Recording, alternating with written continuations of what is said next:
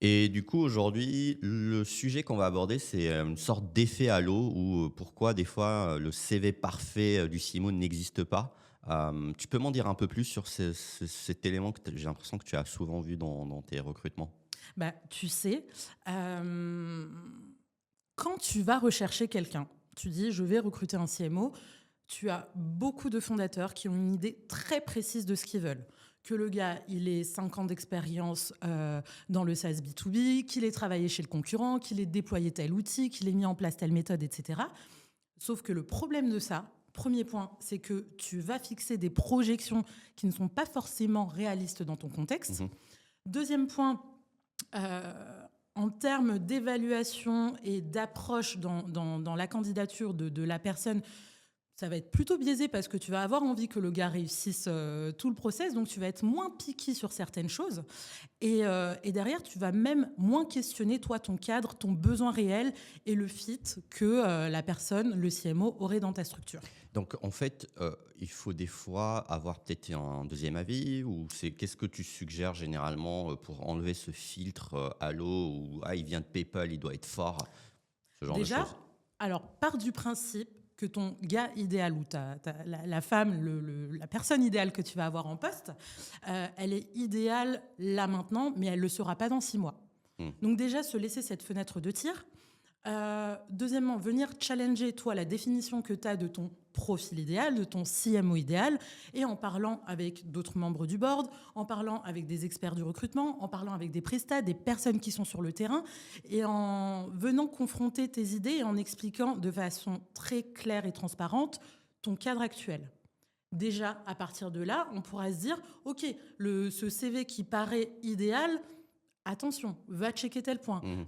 De quelles ressources il disposait à ce Mmh. moment-là? Quelle était sa liberté d'action? Mmh. Qu'est-ce qu'on lui a demandé réellement? D'où il est parti? Mmh. Et à partir de ça, dans cette réflexion, on pourra étudier ce CV parfait.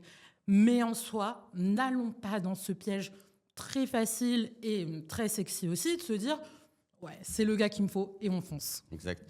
Je remarque souvent ça chez les, CEO, en tout cas les entreprises, où il n'y a pas eu, d'expérience par le passé, parce que souvent ça peut être un CEO qui est peut-être sur sa première entreprise et un effet, de: «Waouh, j'ai quelqu'un ex-PayPal qui pourra dire: "Oui, oui, j'ai recruté un CMO, il était chez Airbnb" et il y a aussi une autre réalité, moi, que j'ai remarqué, dans ces milieux-là, surtout dans tout ce qui apparaît comme étant, super shiny, c'est que tu as beaucoup aussi de profils qui sont bons, mais qui viennent pas de super, belles Mm. boîtes et d'autres profils qui viennent de super belles boîtes, mais les circonstances ont fait qu'ils étaient là au bon moment, au bon endroit.